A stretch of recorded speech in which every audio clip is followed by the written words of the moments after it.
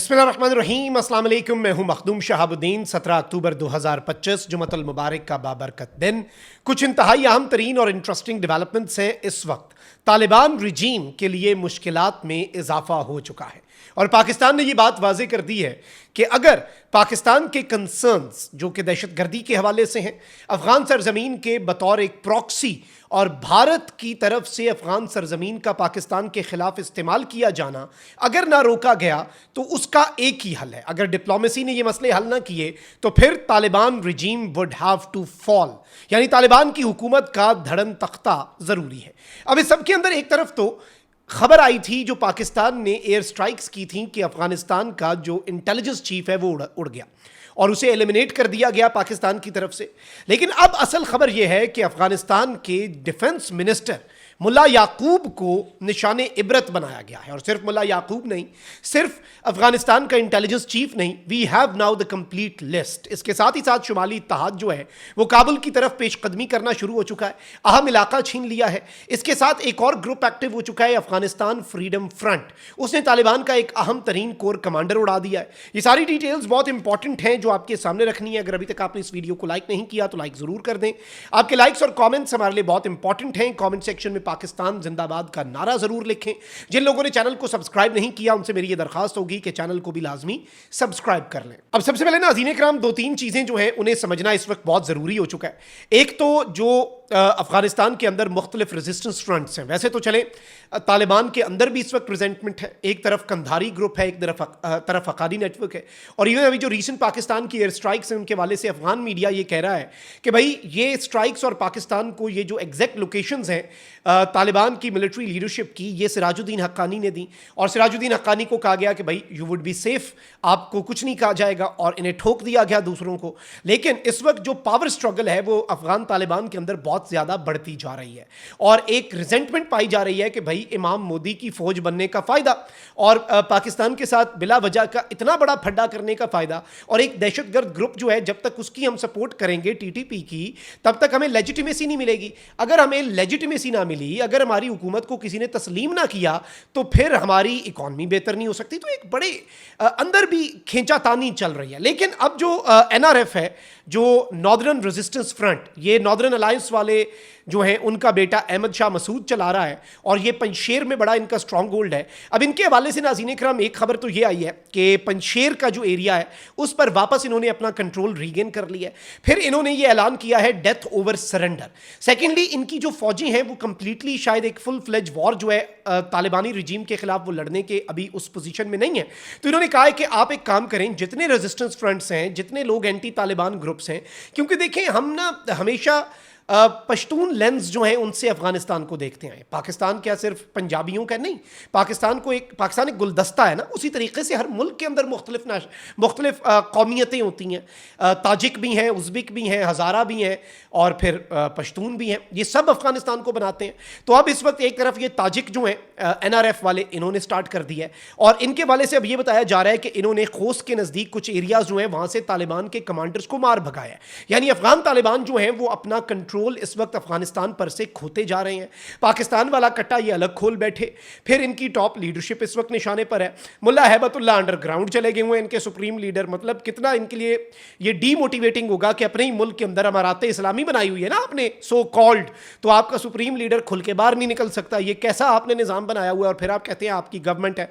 अब इन्होंने जो एंटी तालिबान ग्रुप है, इसने एनआरएफ ने पंजशेर के बाद खोस्त के करीब भी कुछ एरियाज जो हैं उन्हें कंट्रोल में ले लिया। और एक और नेटवर्क है नाज़रीन इकराम, इसका नाम है अफगान फ्रीडम फ्रंट।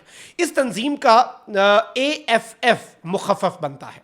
अब ये जो ग्रुप है नाज़रीन इकराम, इसने एक एलामिया जारी किया है कि अफगानिस्तान का सूबा है कुंदोज, उसका एक एरिया है, उसका डिस्ट्रिक्ट है चहारदरा।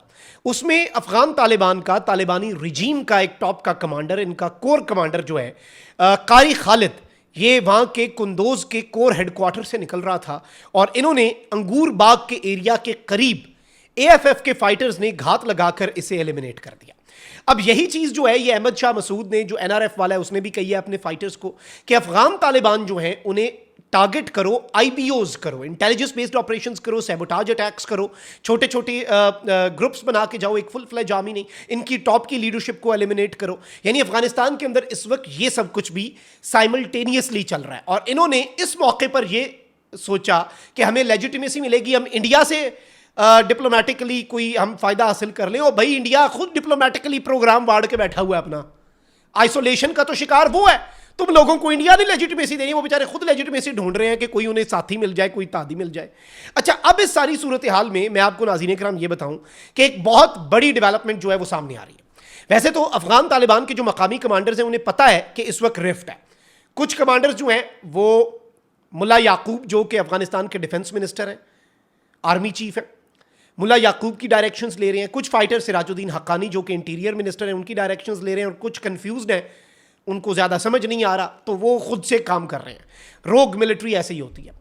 अब ये जो मुल्ला याकूब है इन्होंने अपना बदरी 313 यूनिट भी पाकिस्तान के खिलाफ भेजा, अपने कमांडोज। मैंने उस वक्त भी कहा कि इनके पास 200-300 कमांडो है औखा सौखा, वो भी पाकिस्तान के साथ इन्होंने मुकाबले में पार करवाने की नीयत कर ली थी गालिबन, कि इनके पास कोई एक कमांडो रहे ही ना, यानी जो दूर दराज से अपने टैंक ले आए वो भी तबाह करा बैठे।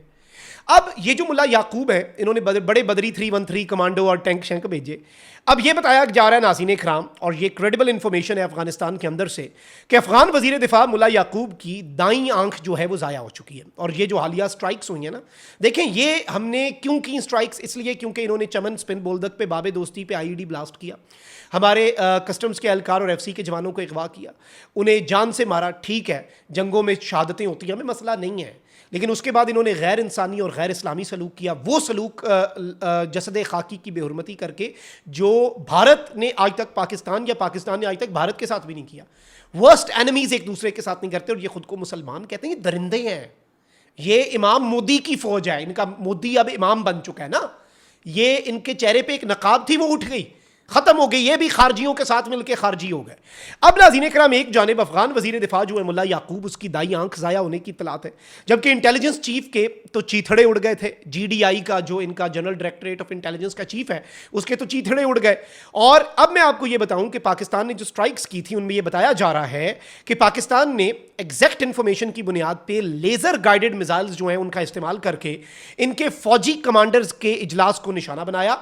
सुप्रीम लीडर जो है इनका वो इस वक्त हैबतुल्लाह खुनज़ादा नामालूम मकाम पर अंडरग्राउंड हो गया है।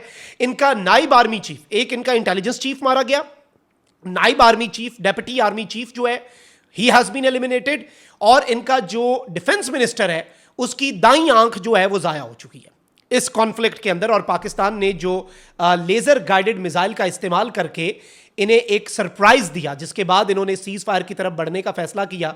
इंडिया की ईमा पर इन्होंने कहा कि पाकिस्तान को इंडिया ने कहा इश्ताल दिलाओ, इन्होंने दिला दिया।